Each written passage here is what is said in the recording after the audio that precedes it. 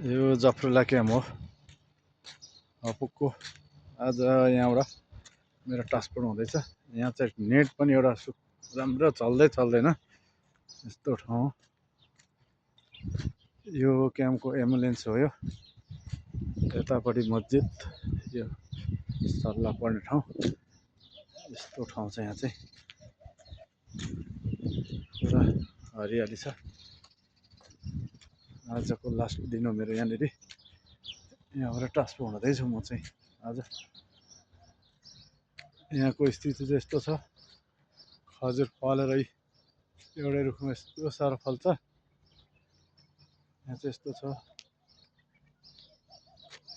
यहाँ बाटो यस्तो छ। यतातिर यो साइडमा चाहिँ पुरा कागती हो। यता त खजुरको बोट छ। म चाहिँ यतातिर छु।